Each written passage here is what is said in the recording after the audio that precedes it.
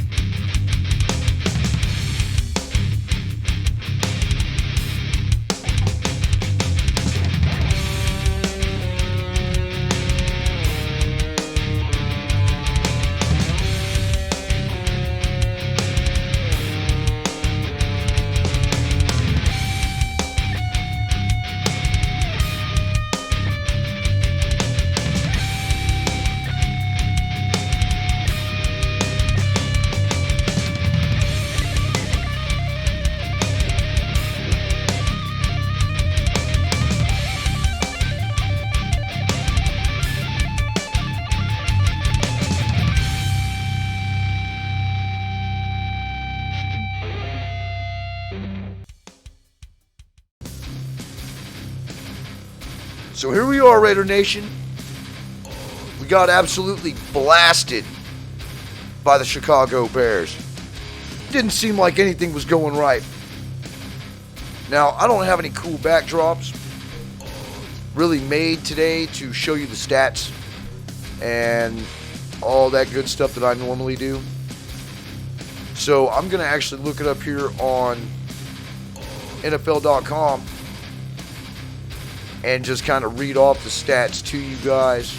I mean, what was there really more to say about this game except for, wow, nothing worked.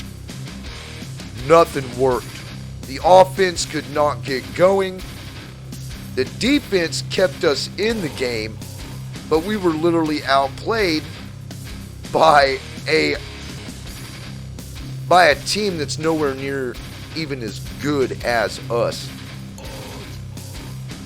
You could definitely tell that the team was shaken. You could definitely tell that their mind was not on the game. You could definitely tell something was wrong with this football team. This was not the football team that we saw go 3-0 at the beginning of the season. This really looked like Week 3, 2017, and I know it's been mentioned. It's been all over the place because Raider content makers have been in overdrive trying to get their videos out and get them out first. And, you know, with all the news that went down this week. So we're going to go ahead and go over what went down this week too. You already know what I'm going to talk about, but I want to get these stats out of the way first. All right, because we were not outplayed by this quarterback whatsoever. We did not get, even though with what the score says, the dude only had 111 yards passing. He was 12 for 20. What killed us was Khalil Herbert with 18 carries, 75 yards, and then Damian Williams, 16 carries and 64 yards. That's what killed us. That and our mental mistakes that we were making. Derek Carr went 22 of 35 for 206 yards, no touchdowns, 1 interception. Josh Jacobs, 15 carries, 48 yards, 1 touchdown at a 3.2 average. Kenyon Drake, 2 for 11. He was averaging 5.5. Derek Carr was running for his life this game. He had 3 carries for 10 yards, averaging 3.3. And yes, Nathan Peterman made an appearance, 2 carries, 2 yards, average of 1. Receiving, Hunter Renfrow, man. Hunter Renfrow is always coming through for us. He had 6 completions for 56 yards on 8 targets. Henry Ruggs had 3 receptions for 51 yards on 3 targets. Darren Waller, 4 for 45 on 8 targets. He had a few key drops. You could definitely tell that he wasn't really in the game. Bryan Edwards, there was a few of these catches that he could have made that were wide open that would have completely changed the momentum of the game and would have kept it even at least close to give us a chance that we were actually going to win or at least compete. He had 2 receptions for 22 yards on 6 targets. Josh Jacobs, 4 for 19 on 5 targets. Zay Jones, 1 for 6 on 2 targets. Jalen Richard, he was targeted 1 time, had 1 reception for 4 yards.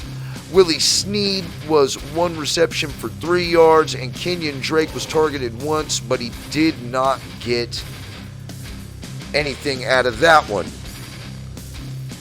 We had no interceptions. We had 2 pass deflections by Casey Hayward and Nate Hobbs. Defensively, Denzel Perryman still keeps showing out, man. He had 10 tackles, 3 assists. Meek Robertson had 5 tackles, 2 assists. Nick Kwiatkowski, 4 tackles, 1 assist. Casey Hayward with 3 tackles. Littleton with 3 tackles, 3 assists. Yannick Ngakoue, 3 tackles. Nate Hobbs, 3 tackles, 2 assists. Yannick Ngakoue also had let's see. I just lost him. Sorry about that. He had 2 sacks, man, and one of those was for a loss. Okay, we're going to round it out with KJ Wright, Darius Philon, Jonathan Hankins, Quentin Jefferson, Jonathan Abram. They were all doing real well. They were getting at least 5 assists and at least 1 to 2 tackles each. Kicking, Daniel Carlson was 1 for 1 on field goals, and his longest field goal for the day was 31. And AJ Cole doing what he does best, 4 punts, 56 yards. Well, his average was 56. He had 3 of those inside the 20, and his longest punt was 70 yards. Kenyon Drake, 2 kick returns, average 17.5. His long was 20, and Hunter Renfrow, 1 for 9. This team did not look in sync offensively, defensively, or even in special teams.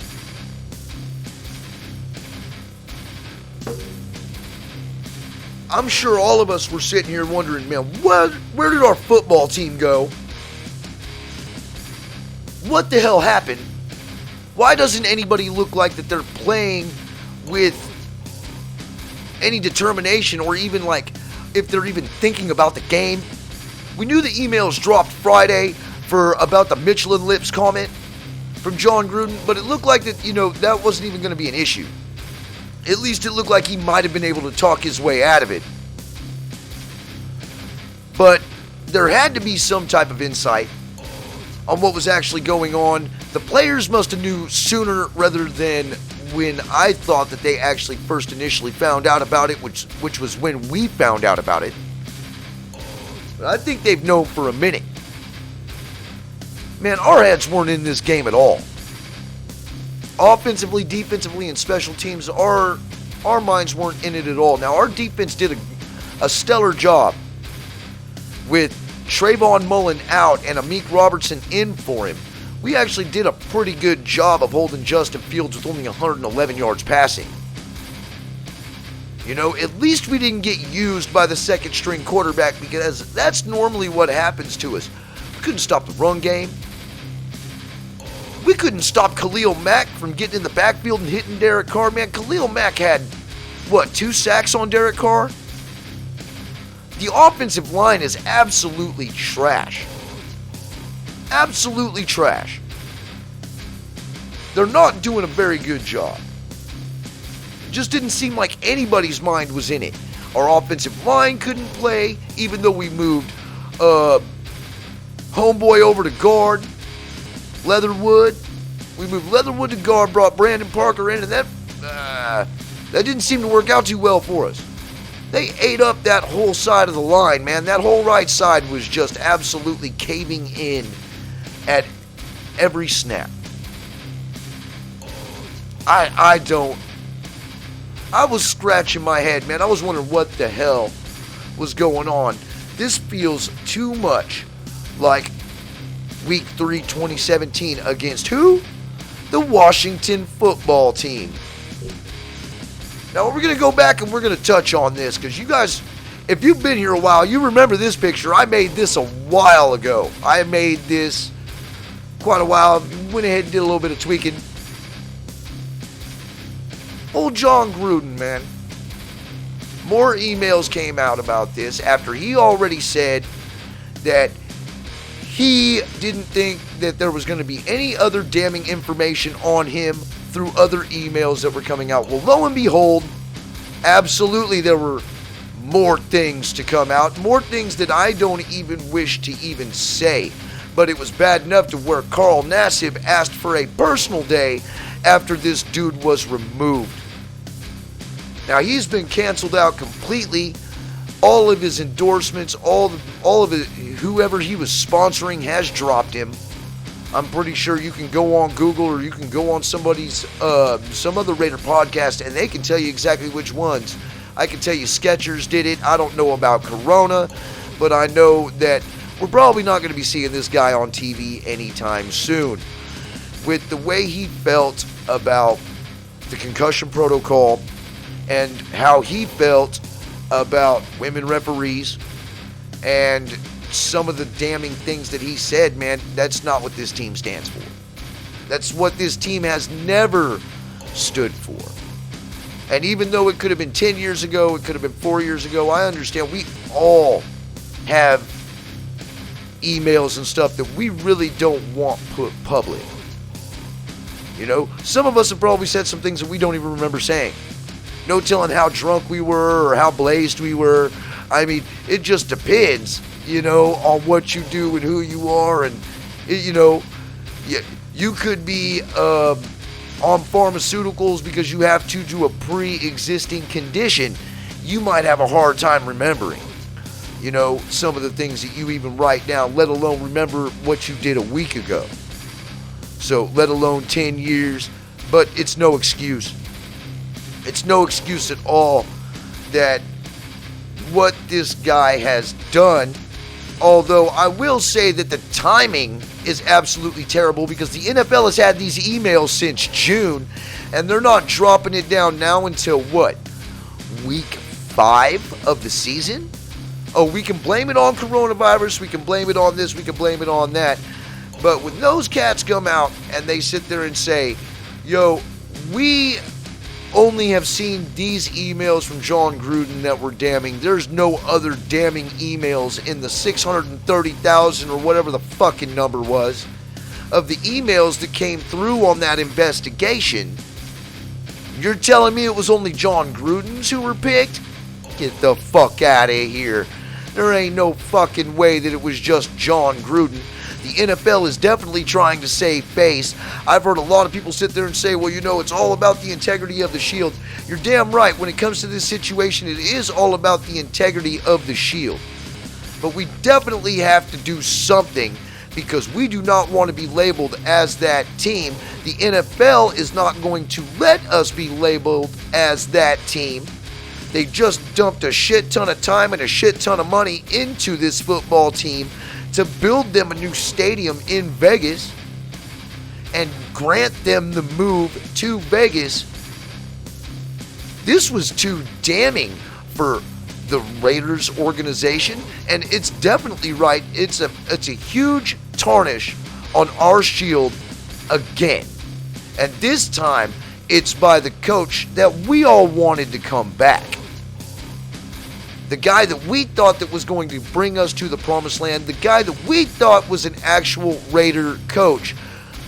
It just goes to show that regardless on how much you see somebody on TV, no matter how much you see this guy on the sidelines, no matter how much you could possibly know about this person, we really didn't know him after all. Because if any of us would have known that this guy was like this, none of us would have wanted him back. There was a reason why Al fired him, man. There was a reason why Al fired him. And maybe he didn't make his statement public on why he got rid of him and why he traded him to the Bucs, but Al knew something. And isn't that a coincidence that on October 11th, the same day that Al Davis passed away, as of this year, October 11th, that's when John Gruden's emails damned him, went up in his face, and he resigned as the Raiders coach. So now we have Rich Bisaccia, I believe is how you say his name, or Bisaccia. Rich Bisaccia stepping in as interim coach. He is the special teams coach. Now, a lot of people are wondering why. I was even wondering why we were going to use the special teams coach. But, after listening to, and reading a bunch of articles as well, Bisaccia was actually hired as the assistant coach. So, in case anything happened to the actual head coach, Bisaccia was already the assistant head coach. So, he was gonna assume that position anyway, and since he is the special teams coach, he has a relationship with everyone on the team.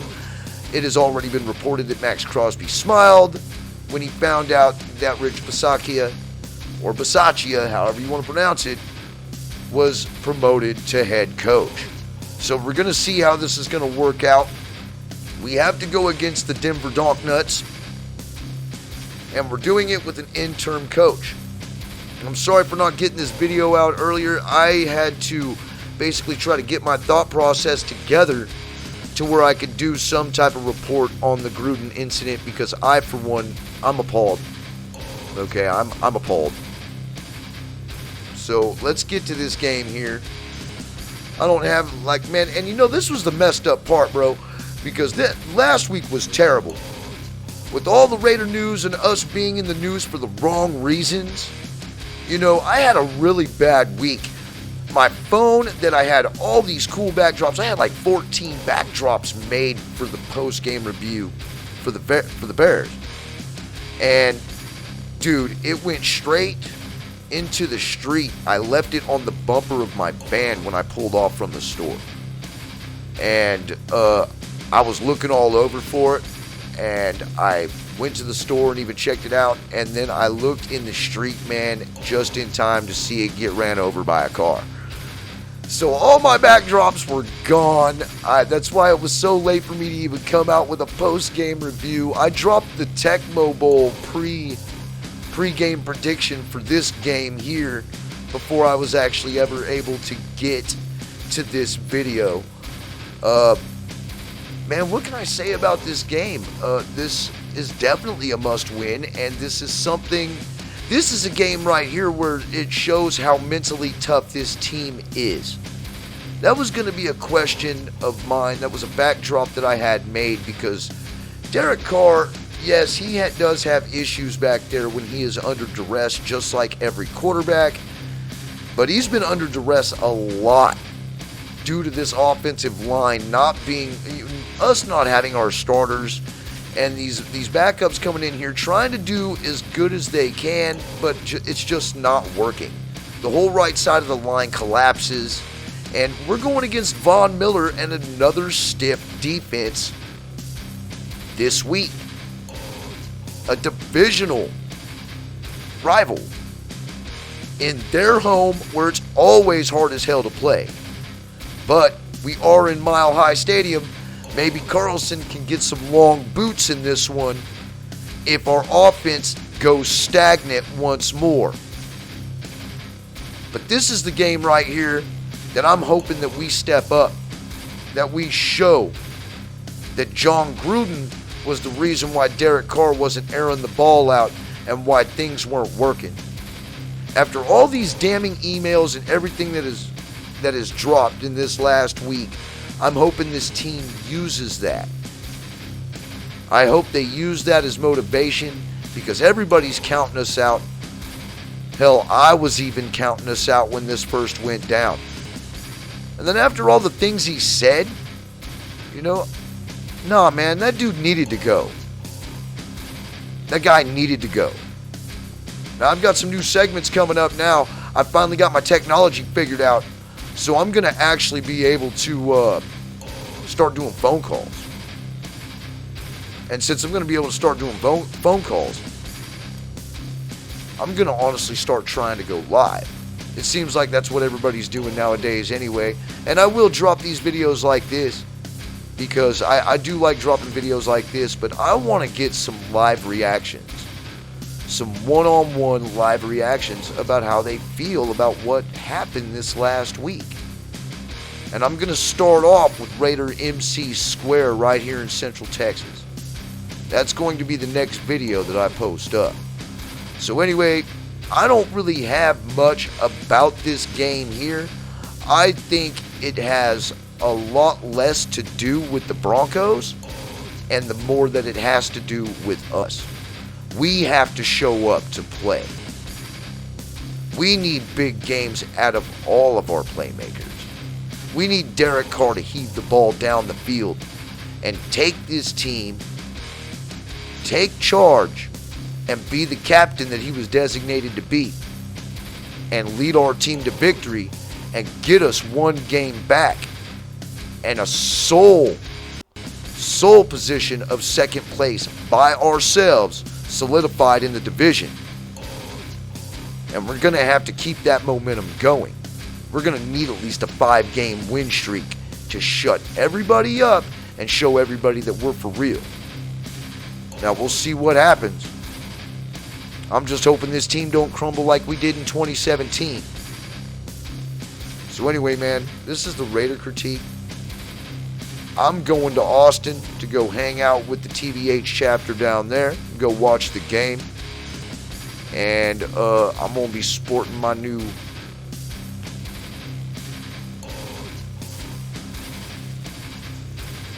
Tom Flores jersey. Compliments of Raiders screen. So, it's been a while since I had a new jersey, so I'm going to go ahead and sport this motherfucker today. Better to sport for a coach who's known for his accomplishments than for a coach who literally, I mean, let's be real, man. The only reason why we brought Gruden in here to begin with was to put more eyes on Vegas anyway. Celebrity coach, celebrity GM. And the only thing that it seems to have proven is that the celebrity GM was the better pick. So anyway, man, I'm the Raider Critique. I'm getting out of here. I'll catch y'all later, man. And regardless on all the adversity we have to go through, we already know it's Raider Nation for life. Win, lose, or tie, bruh. It don't matter. It don't matter. I'm going to always sport this shield. I got it tattooed above my heart for a reason. I ain't going nowhere. But I'm really happy, and I'm going to say it, man. Because over here, the way I've always said it is, this is the Raider Critique. You know what I'm saying? We don't drink the corporate Kool-Aid. But Mark Davis, give you a lot of grief. I've talked a lot of shit about you. I've talked a lot of shit about your haircut, but I'm really happy with the decision you made. And it goes to show that the apple doesn't fall too far from the tree. And Al raised you correctly. Let's go get this win, man.